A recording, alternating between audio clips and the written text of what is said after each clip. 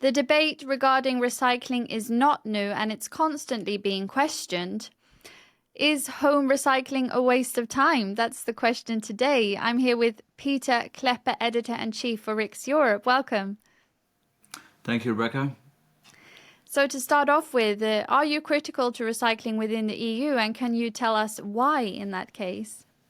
Well, yeah, I mean, I just read this very interesting article by Bloomberg, and they basically revealed that a lot of the plastic that is supposedly being recycled in rich Western European countries is shipped off to Poland and then after that to Turkey, where it ends up being burned. So what the Bloomberg journalists did is they inserted a number of trackers into plastic and then checked where it was going. And they discovered that it all happened in a very shady manner without a lot of the without a lot of the necessary controls.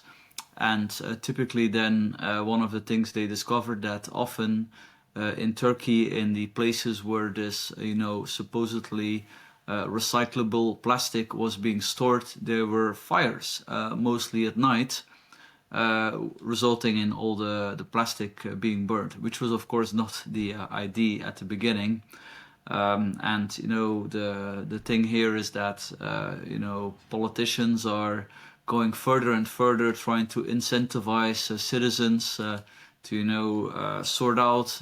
sort their plastic, but ultimately the systems are not in place, to guarantee that this is actually a useful activity. So, I mean, people are urged to recycle. It's certainly in Sweden as well, urged to recycle and organize their various different types of garbage to be good to the planet. But then this information comes out that everything gets burnt in the same place. And how would that then be affecting the planet, the pollution and the toxins from these fires?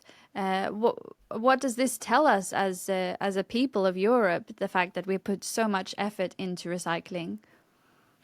I do think it's sort of part of the green religion, so to speak. Now, of course, it's a great idea to care for the environment, but I think it's quite telling that so many people seem to believe this fairy tale that all these systems would be trustworthy, despite the fact. I mean, I had a quick Google and in my own city where I live in Brussels, only a few years ago we had a similar scandal where they did not even bother to send all the trash to other countries, but they just reassembled all the trash from the white bags, the yellow bags, the blue bags, and put it all together and burn it, supposedly because they had staff shortages. And I saw on Twitter that Elon Musk also waded into the discussion. He said home garbage recycling is pointless. If it mattered, they could just sort the garbage at the dump. And that makes sense. However, he did add that if you recycle lithium-ion batteries, that is economically sensible. So I think he's onto something very accurate. I think to the degree that you're trying to filter out the valuable parts of the garbage, I mean that clearly makes sense. But to expect that it's going to be possible to filter out all these different kinds of garbage is clearly not working. I mean, again, in Brussels we have now a new pink bag or something. So people in small apartments are expected to have 3-4 storage units, which obviously is not realistic, but nevertheless it's what the politicians are imposing. So, is there any bother organizing your waste and suddenly throwing plastic in the right place? Is it not being handled correctly as we are being told and believed that it is? Well, I actually think that if you care about recycling plastic and if you care about trying to filter out the valuable elements from garbage, then there should be a lot more attention to what actually happens when the garbage is collected by the authorities or by the companies being tasked by the authorities. The whole idea that you make ordinary citizens responsible for filtering out, I mean, that's clearly not working. And the climate question is obviously very urgent within the EU, or it was suddenly been made to believe that it is. What is the EU doing to regulate and improve the handling of recycling within the EU? Obviously, there are different countries, but is there something that EU is doing collectively to improve in this Oh area? yeah, I mean, the European Union has had a very childish approach towards all of this.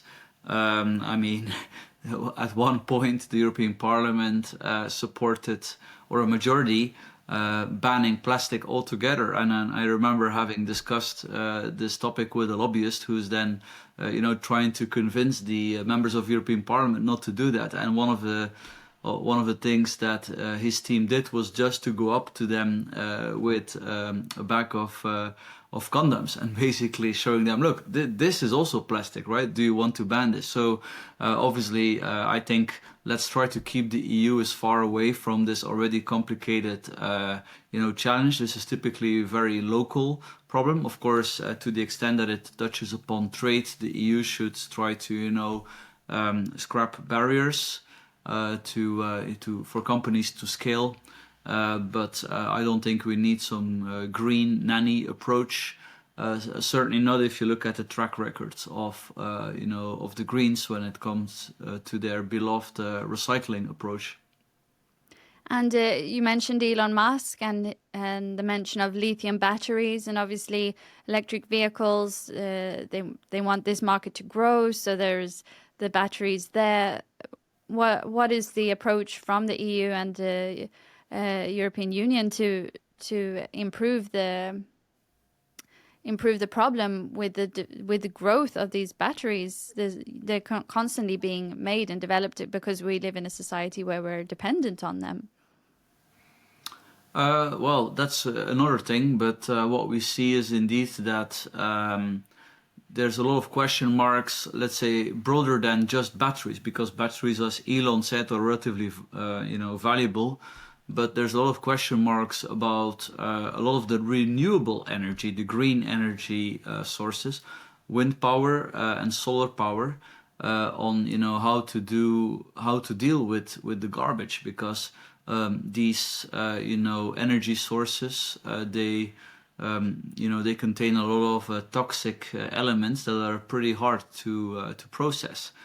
So the same people that want you to have some kind of a mini container park in your small apartment, they are at the same time leftist green politicians. They are at the same time imposing technological solutions for energy, where in many cases there is no proper solution on how to deal with all the waste and the toxic wastes that we will have, especially when sometimes their lifespan, like in the case of wind power, is actually relatively short.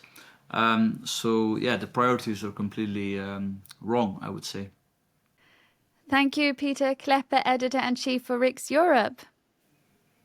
Thank you. And thank you for watching Riks Europe.